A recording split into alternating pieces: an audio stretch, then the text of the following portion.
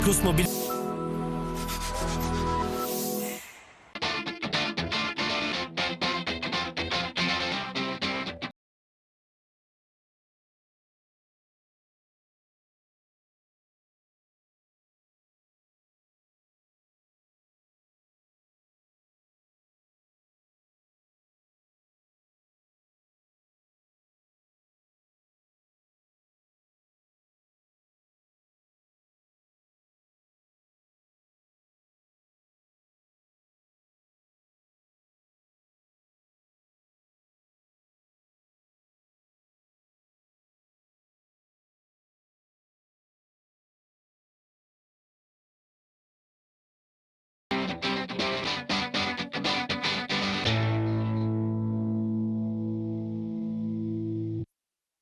Programet, informacionet më të fundit e transmetimet direkte mund t'i ndiqni edhe në internet në websajtin www.utv-news.tv. Miq të dashur, rikthehemi në studio për të zhvilluar bisedën e ditës së parë për sot me një mikesh të emisionit, zonjën Anila Kalleshi. Faleminderit që në studio, kënaqësi. Përshëndetje, mirë se u gjeta. Mirë se erdhe. Flasim sot për mbrojtjen e sistemit imunitar aq më tepër në këto ditë të ftohta dimri. Anila, faleminderit që je në studio, pasi e di që nesër do udhëtosh, do jesh në një eveniment mjaft të rëndësishëm në Austri, miq të dashur, po ja u komunikoj drejt për drejt në këto momente, pasi zonja Kalleshi është fituese e një çmimi mjaft të rëndësishëm, siç është edhe çmimi i mjekësisë Sokratis, një, le ta themi, një mirënjohje mjaft e rëndësishme për punën tuaj. Dhe sigurisht që puna juaj është vërtet për të vlerësuar. Është vërtet dhe jam shumë e lumtur. Ju urojmë shumë suksese. Vetëm nuk i jepja dot jo kësaj ftesës tuaj, pasi më pëlqen vërtet shumë si emision edhe.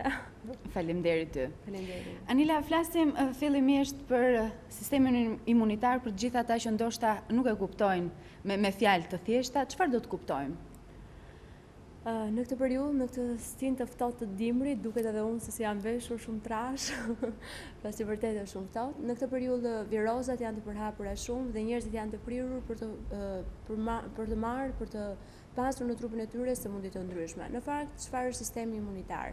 Vetë trupi është i programuar që në momentin kur në trupin ton futet një virus apo një trup i huaj, është i përgatitur që ta sulmojë atë. Dhe kjo ka të bëjë me sistemin ton imunitar. Se sa i fortë apo sa i dobët është sistemi imunitar, ajo i tregon se sëmuresh shpesh apo sëmuresh pak më pak.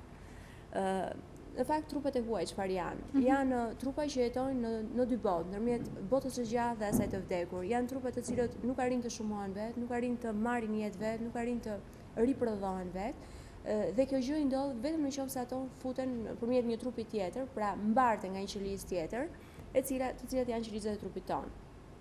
Këto trupa të huaj arrin të futen në organizmin ton nëpërmjet të çarave në lëkurë, nëpërmjet frymarrjes, nëpërmjet prekjes, nëpërmjet një higjiene jo të pastër, ndoshta nëpërmjet një kontakti seksual. Arrin të futen në organizmin ton duke u kapur me qelizat e shëndetshme dhe duke infektuar në momentin e parë vendin ku ai sapo është futur dhe në sajt të qarkullimit të gjakut dhe të linkave, ai arrin pastaj të depërtohet dhe të përhapet në gjithë trupin. Nëse sistemi imunitar është i fortë për ta përballuar këtë trup të huaj që është futur në organizmin ton, atëherë është më e vështirë për këtë trup të huaj që të depërtojë në organizëm. Por nëse ky sistem imunitar është i dobët, pra të thotë që stili i jetesës, mënyra se si ky trup, domethënë trupi ynë është apo sistemi ynë imunitar është përgatitur me një stil jetese të dobët, pra një stil i ndënjur, i ushqyer me fast food me i ushqyer keq, pra një keq ushqyerje, një stil jetese mjaft i keq, do thotë që trupi do preket shpejt nga kjo virozë dhe do jetë aq më tepër e vështirë për të kuruar apo për të përmirësuar gjendja e këtij personi. E qartë. Mirë, ushqimet të cilat ndihmojnë për të patur një sistem imunitar të fortë. Pra, siç e theksova edhe më përpara, për të pasur një sistem imunitar të fortë nuk është e thënë që duhet të bësh ndonjë mrekulli. Gjëja fillon që tek ushqimi në fakt. Duhet të jemi mjaft të kujdesshëm që të ushqemi në mënyrën më të mirë të mundshme. Jo të ushqemi shumë, nuk është e thënë se ti duhet të ushqesh shumë, të marrësh sasi shumë, duhet të marrësh vlera ushqimore. Vlerat ushqimore janë shumë të rëndësishme për organizmin, pasi ndihmojnë për të pasur një sistem të mirë treti e një sistem të fuqishëm imunitar për të përballuar dhe këtyre sëmundjeve të rrezikshme që mund të themi. Mund të fillojmë ndoshta tek ushqimet e para që janë shumë të rëndësishme. Në këtë periudhë dimri, nga të ftohti, vitamina C është ombredha, është ilaçi apo është kuruesi i virozave gripale kryesisht. Dhe këshillohen mjaft që të konsumohen. Tashmë e dim burimet kryesore të vitaminës C që janë të gjitha agrumet, portokallet, mandarinat, limonët, qitrot, lule shtrydhet janë shumë të mira, gjithashtu avokadot janë të shkëlqyera. Po kështu dhe spinaqi, të gjitha pothuajse këto jeshildiqe, spinaqi, brokoli që është shumë mirë, lule lakra, sallata jeshile përmbajnë mjaft vitaminë C dhe është shumë e rëndësishme që kjo vitaminë të konsumohet. Për personat që janë konsumator të duhanit, pra në momentin që ti je një konsumator duhani, sistemi yt imunitar ka rënë goxha, është i dobët dhe për këtë këshillohet që të konsumohet 125 mg në ditë vitaminë C nga këto persona, pra meshkujt, dhe 110 për femrat. Ndërsa në momentin kur personat janë në gjendje normale, mund të konsumojnë 90 meshkujt dhe 70 femrat. Për fëmijët mund të ishte një vlerë 60 me 50 do ishte shumë e mirë për të konsumuar vitaminë C në sasi ditore. Po kështu, vitamina A është e shkëlqyer për personat që duan të ruajnë një sistem imunitar. Dhe në këtë periudhë mund ta gjejmë mjaft mirë mund ta gjejmë në dy forma, në fakt vitaminën A në formën e retinolit dhe të beta-karotenit. Produktet që përmbajnë retinolin janë produktet e mishit në produktet e tij, gjithashtu edhe veza dhe qumshti. Pra është të këshilluar që të konsumohet rreth 2 deri në 3 herë në javë të konsumohet mish, pasi përmban dhe zink që është shumë i mirë për organizmin, po kështu për sistemin imunitar, gjithashtu mëlçia është një burim i shkëlqyer dhe këshillohet që të konsumohet 1 deri në 2 herë në javë për personat në momentin kur janë të prekur nga virozat. Duhet ta theksojmë këtë pjesën 1 ose 2 herë në javë, ashtu si edhe ju e pohuat, pasi le ta themi që kultura e shqiptarëve është që çdo ditë të konsumojmë mish, të paktën në vaktet e drekës. Sasia ditore është në studime që është bërë në Shqipëri, rezulton që një person konsumon rreth 700 gram në javë mish. Në fakt është një sasi shumë e madhe, pasi ka dhe probleme të tjera që lidhen me kancere të ndryshme. Prandaj nuk është e këshilluar që të konsumohet aq shumë mish, por në periudhat e virozave mishi është shumë i mirë pasi përmban tash vitaminën A në sasinë e duhur të rekomanduar për këtë periudhë dimri. Dhe nuk duhet të konsumohet më shumë se 400 gram në javë. Pra 400 gram, 2 deri në 3 herë në javë, kuptohet se sasia ditore duhet të jetë rreth 150 gram, 130 gram, varet nga dita, do të thënë që mund të konsumohet sasia e mishit. Po kështu, mëlçia thash 1 deri në 2 herë në javë dhe gjithashtu produktet e vezëve janë shumë të mira, pasi përmbajnë dhe zinkun, gjithashtu dhe vitaminën A që është e shkëlqyer për këtë periudhë për në këtë stinë. Qumshtit në produktet e tij janë shumë të mira. Duhet jemi të kujdesshëm të përdorim të freskëta, te kosti duhet jemi të kujdesshëm ta përgjithësim sepse në treg ekzistojnë koste të ndryshme me një çmim ekstra të lirë, por që nuk është ajo cilësi e mirë, pasi janë të futur produkte shtesë për të ruajtur ndoshta skadencën, për të zgjatur afatin e skadencës të këtyre kosteve, po duhet jemi të kujdesshëm për t'i konsumuar.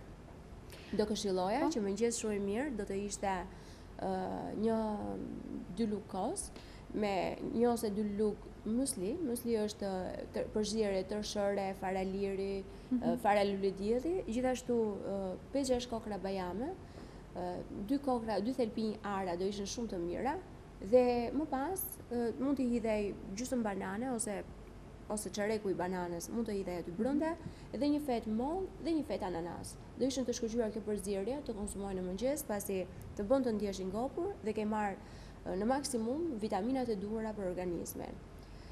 Ndërkohë, ajo pjesa tonë e kulturës shqiptare, veza dhe qumshi në mëngjes? Veza dhe qumshi patjetër që janë shumë të mira, e thash dhe më përpara që përmbajnë vitaminën A dhe zinkun që janë shumë të nevojshme, gjithashtu qumshti përmban kalciumin që është shumë i mirë për organizmin, për kockat, për dëndësinë e kockave, ndaj këshillohet shumë mirë. Pse jo pak i ngrohtë do ishte më i mirë pasi do zbuste ato ftohjen e madhe që ekziston. Dhe do ishte një përgatitje shumë e mirë për gjatë ditës. Shpesh gabohet që të anashkalohet vakti i mëngjesit, i cili është vakti më i rëndësishëm i gjithë ditës, i cili të bën të ndihesh i ngopur, të bën të jesh i përgatitur për gjatë gjithë ditës dhe gjithashtu të bën që të kesh një përqendrim shumë të mirë në punë, sidomos. Më pas një burim tjetër i vitaminës A është edhe beta-karoteni. Beta-karoteni e gjejmë te karotat dhe ndihmojnë mjaft mirë për të konsumuar karotat, po kështu dhe patatet e ëmbla. Panxari do ishte shumë e mirë. Këto janë pak a shumë ushqimet me vitamin A dhe vitamin C. Po kështu këshillohen mjaft mirë që të konsumohen produkte që përmbajnë vitaminën zinkun dhe seleniumin, gjithashtu dhe potasin, të cilat na ndihmojnë mjaft mirë për të përballuar këtë periudhë virozash. Brokoli, lule lakra kanë efekte të shkëlqyera në organizëm. Ndihmojnë mjaft mirë dhe brokoli dim tashmë që është në majat e të gjithë ushqimeve, pasi është ka përbërës të shkëlqyer antikanceroz, po kështu qepa dhe hudhra nuk duhet të ndahen nga vakti joni i përditshëm. Në fakt është me shumë fat ai person që i konsumon të gjalla qepën dhe hudhrën. Dim tashmë era e tmerrshme e hudhrës ndoshta mund të jetë e bezdishme për dikë, por kalon shumë mirë nëse konsumon pak majdanoz mbrapa dhe është e këshilluar që hudhra pasi qërohet të lihet 10 deri në 15 minuta përjashtë e qëruar në mënyrë që të aktivizohen të gjitha veprimet e saj antikancerogjene dhe të konsumohet e gjallë, do ishte shumë e mirë 1 deri në 2 thelpinj në ditë. Por në qoftë se nuk arrin ta konsumosh të gjallë, mund të konsumohet në ushqim duke u hedhur në minutat e fundit të zgjerrjes, ndoshta 1 minutë përpara se të mbarojë gjithë procesi i zgjerrjes së ushqimit. Mirë, përveç ushqimeve, Anila, sa ndihmojnë edhe çajrat bimor në këtë sezon? Çajrat bimor janë të shkëlqyer për të konsumuar, pasi dim që në periudhën e gripeve zakonisht jemi të prirur që të jemi të dehidratuar, pra kemi mungesë lëngjesh apo humbje lëngjeve. Dhe për këtë arsye këshillohet që të konsumohen 3 deri në 4 filxhan çaj në ditë. Për katekinat që përmban me çaj është i shkëlqyer. Kryesisht çaji i shil apo çaji i mali do ishte shumë e mirë për të konsumuar në këtë periudhë. Efekti të shkëlqyer, çaji i shil ka efekte antioksidante, diuretike, pra nuk arrin që trupi të mbajë lëngje në organizëm, pra është shumë i mirë si produkt.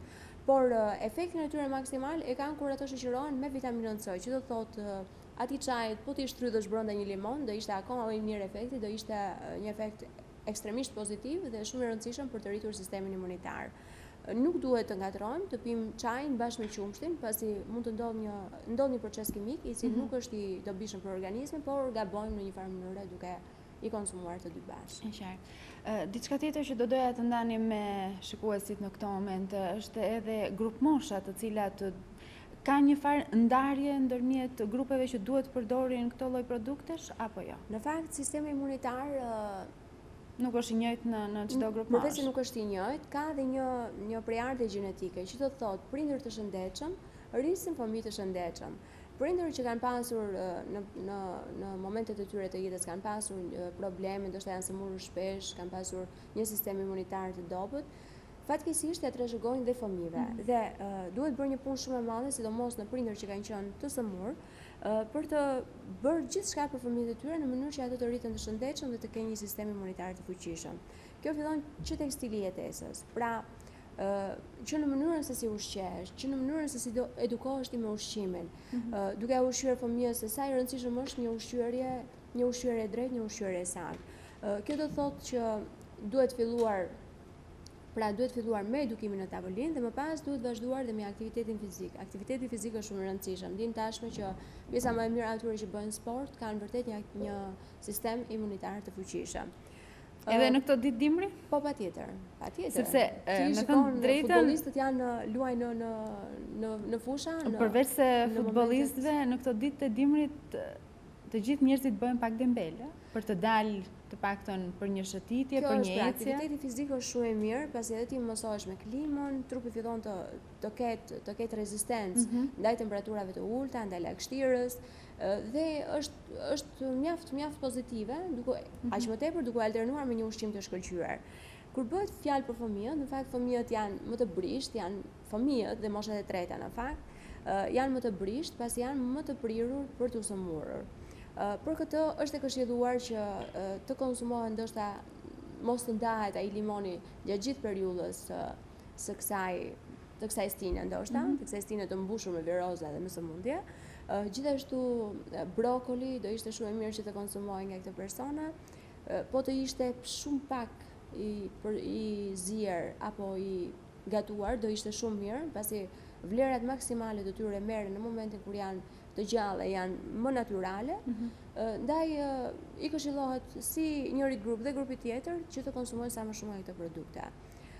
Ndërsa për të rriturit është diçka më ndryshe sepse janë më të ndërgjegjshëm, ndërsa pirja e lëngjeve të tepërta do ishte mjaft e mirë për të parandaluar këtë periudhë gripale. E qartë.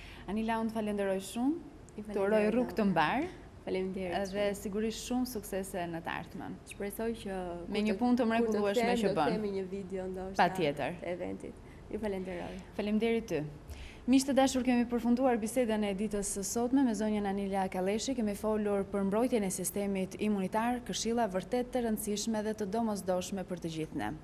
Ju falenderoj për vëmendjen. Bashkë miru takofshim nesër, ndërsa ju vazhdoni që ndroni me edicionin e parë kolegun Alban Musa, por edhe të ftuarit dhe informacionet në vijim. Miru takofshim nesër.